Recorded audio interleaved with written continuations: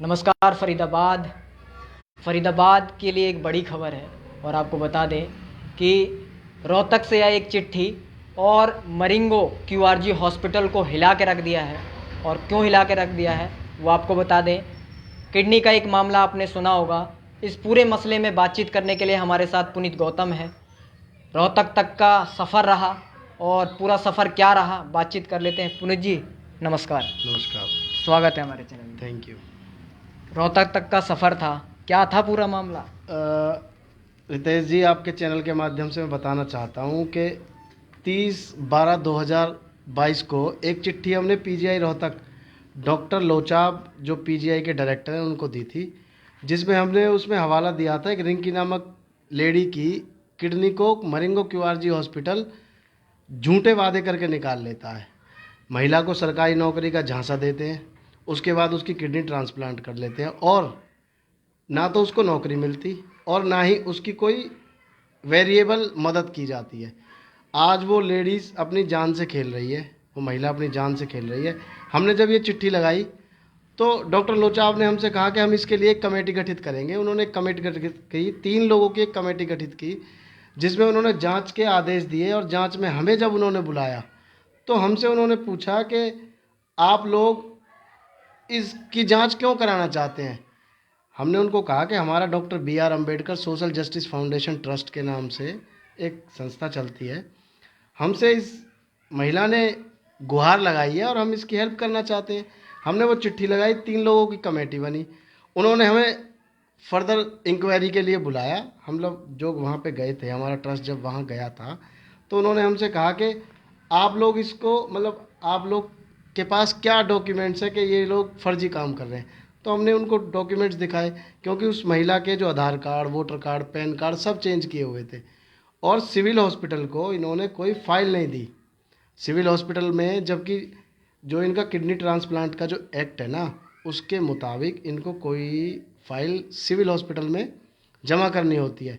अगर वो blood relation है, हस्बैंड वाइफ है, तो डॉक्टर्स अपनी उस पर हॉस्पिटल्स कर सकते हैं। लेकिन जब उनके रिलेशन में ही नहीं है तो वो सिविल हॉस्पिटल को उसका पता ही नहीं है। इट मीन्स ये टोटली फॉर्चरी है।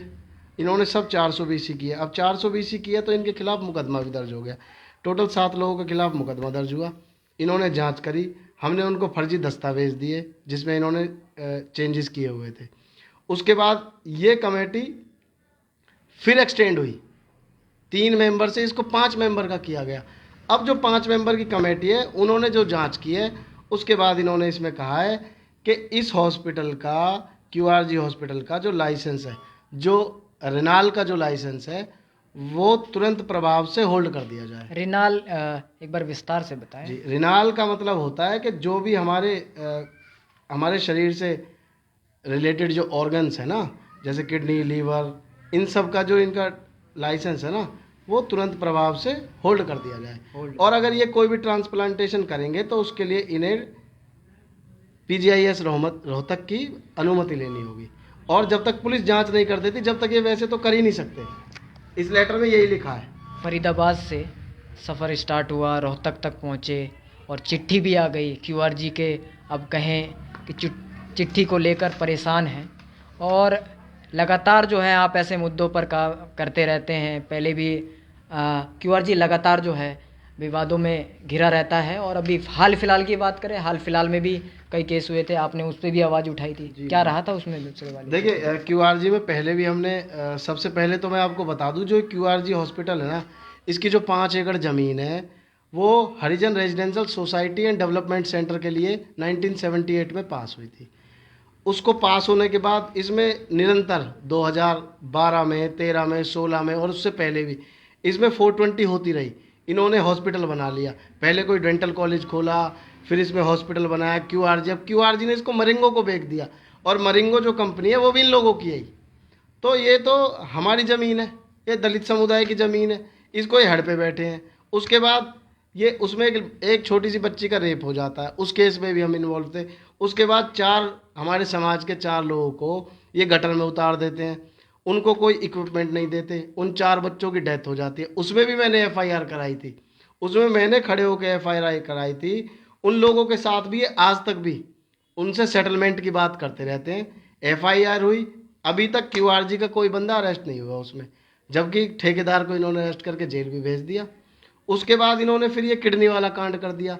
किडनी वाले कांड की बात जब हमारे संज्ञान में आई, आपके चैनल के माध्यम से भी आई, उस बहन ने भी हमसे गुहार लगाई, तो हमने इसके लिए भी फर्दर जो काम किया है उस पे आज हमें एक छोटी सी उपलब्धि जो हमें प्राप्त हुई है ना, उसमें इनका लाइसेंस होल्ड कर दिया और हमारी लड़ाई अभी जारी रहेगी, इनका लाइसेंस रद्द करा के रहेंगे।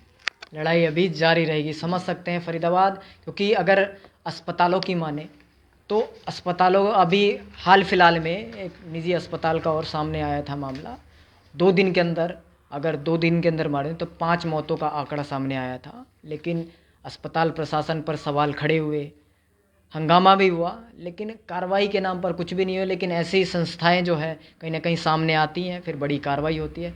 ऐसी महत्वपूर्ण खबरों से आपको जोड़ेंगे। बहुत बहुत धन्यवाद।